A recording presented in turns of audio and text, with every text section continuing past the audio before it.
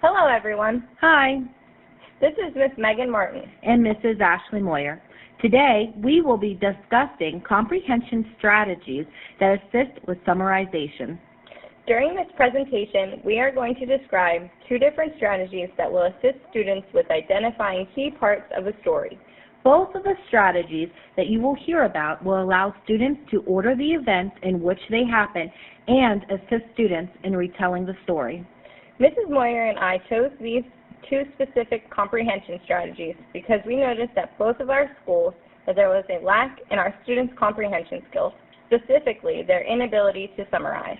That's right, and these two techniques that we have selected to showcase can be easily modified for any grade or ability level. We will begin our presentation by introducing the two different strategies. Next, we will read Three Billy Goats Gruff, written by Maria Alperin and illustrated by Kate Pankhurst. Following the story, I will begin with the plot relationship chart. I will start with a model that we will fill out together. Next, I will show student examples and finish with a time for hands-on for you to practice this technique. After Miss Martin presents on the plot relationship chart, I will follow with the story circle strategy. I will follow the same outline as Miss Martin with a model, student examples, and finish with time for you to try.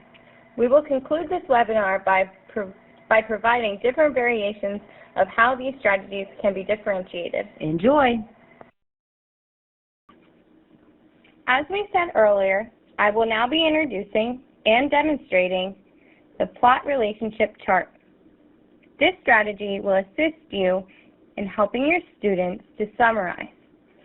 I like to introduce my students who are in 5th grade to this graphic organizer by using a very simple and familiar story, The Three Billy Goats Gruff. I begin by reading the story to my students. If you are not familiar with this story, or if you want to refresh your memory, feel free to stop this recording now and return to our PowerPoint presentation. There will be a link where you can access the book, and Ashley will be reading it aloud for you.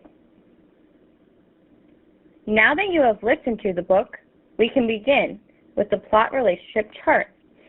As you can see in the graphic organizer displayed on the screen now, and available in a reproducible form on the PowerPoint, there are 4 columns above the bottom box, which is labeled Summary.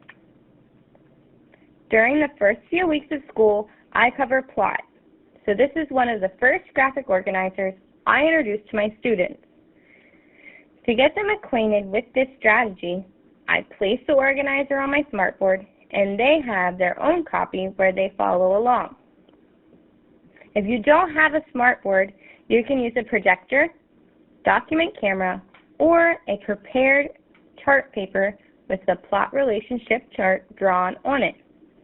I would also recommend laminating this paper so you can reuse it. I will begin my demonstration with the Somebody column.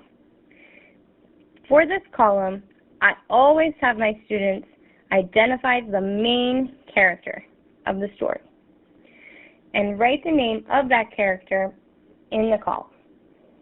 I have a very artistic group of students this year, so I made the semantic map more user-friendly by drawing a picture of the character under his name, Big Gruff, and they do the same. For the wanted column, I asked the students what Big Gruff wanted and write the responses within that column. As you can see from the picture that's on the screen now, I wrote to cross the bridge to get to the green grass. I also drew a picture for this column, and I allowed my students to do the same. In the column named But, I stressed that this is where the problem or conflict happens. I asked the students, what problem did Big Gruff have in the story? I then write their responses for that column in below.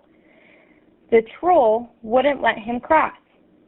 Again, I tailor the semantic map to meet the needs of my students by allowing them time to illustrate. For the So column, I stress that this section is the resolution. I ask the students for resolutions to Big Gruff's problem. If they can't recall this information, I flip back through the pictures of the book to help them. They then fill in the column as I do on the board. Big Gruff knocked him in the water. Again, I allow them time to illustrate. After all 4 columns, I read the map to the students and point to each column as we go along. It will sound something like this. Big Gruff wanted, and I point to the column heading before sliding my hand down to the actual column to cross the bridge to get to the green grass. But, again, pointing to the heading before sliding my hand down to the entry in the column. The troll wouldn't let him cross. So, and one more time, I point to the heading before sliding my hand down to our entry. Big Gruff knocked him in the water. Of course, the end goal of this semantic map is to lead to a summary. So I stop at this point and I ask the student some important questions.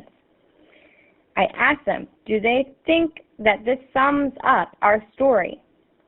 And they will say yes. I will then ask if they had to tell every detail to give us a summary of the story. And they will say no. Then this leads to a great discussion about what they need to include in their summaries: the main character, the problem or conflict, and the resolution. After this discussion, I demonstrate using the previously completed columns from the above organizer. And then I use a think aloud technique when creating the summary. In the summary, I begin to write, in the book, the 3 billy goats Gruff. Big Gruff wanted, I stop at this point and I point to the wanted column, and everyone finishes the sentence aloud. I also like to give an added visual by changing the font color or highlighting the font wanted, but, and so. This stresses that we are using the information that we input in the table above. I continue with the summary, wanted to get across the bridge. He wanted to eat the green grass, but the troll wouldn't let him cross. Again, but would be in a different color font or in a highlighted font. On the picture shown on the screen now, it's red. So, Big Gruff knocked him in the water. Big Gruff crossed the bridge and ate the grass. Some students have argued with me that the Big Gruff is not the main character. I then encourage them to try it on their own with a different goat. So I give them a new organizer, and at this time, I would like you to pause the recording and do the same. Practice the use of the strategy with a different character within our story. When you're ready to move on, Ashley will be continuing with another strategy that will assist in the creation of summaries. We will both be using the 3 Billy Gruff book, so you don't need to go back to the PowerPoint presentation to listen to a new story. Enjoy!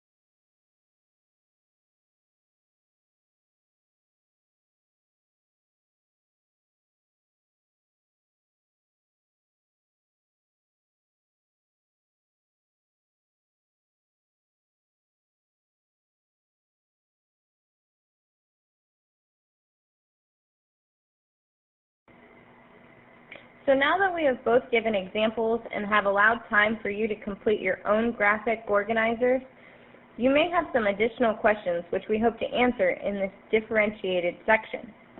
Both Ms. Martin and I will answer questions that other teachers have expressed interest in. Ms. Martin, can the plot relationships chart only be used for summarizing? That's a great question. No, I've also used this in my classroom to help my students with the writing process. I have students begin with wordless books. They select their main character and then proceed to answer the wanted, but, and so sections. They can then continue to add additional details and minor events to the plot of their story. You use the plot relationships chart for your 5th grade students. As a primary instructor, how can I adapt this strategy for my students? I would recommend that when you are first starting the strategy, that you use the I do, we do, you do method. However, it will mostly be I do and we do. In the early primary stages, I would recommend illustrations rather than words, especially in kindergarten. They could then add labels, but at first use pictures. For the somebody section, I would not refer to the main character, but who the story is mostly about, and I would only do one character rather than multiple. In the wanted section, I would have the students continue with the illustrations. For the 3 Billy Goats Gruff, they could draw a picture of the bridge, because that is what the goats wanted to cross. The butt section, they could draw a picture of the troll and finish up the so section with the troll in the water. I would cross off the summary section and have them retell using their pictures. That's how I use the circle story organizer with my kindergarten students. I use illustrations and labels. I would adapt my approach when completing the chart with intermediate grades by using more written language and omitting illustrations. During my time at clinic, I worked with a 4th grade student and we read a chapter book, and how we conducted the story circle was by each slice represented a chapter. My client wrote 1 to 2 sentences summarizing what happened in each chapter. We also labeled each section with the chapter number and title. How long would you suggest that students should take to complete this semantic map when using a chapter book? I would recommend 5 to 10 minutes per section or chapter review. This could replace their morning work. It could be done during their free time, during a station, or it could be used as homework. Looks like this is all the time we have. If you look on the additional slides in this PowerPoint presentation, you will notice a slide which contains links to both handouts and reproducible semantic maps. You will also find the references. Thank you for listening, and please don't forget to take our survey.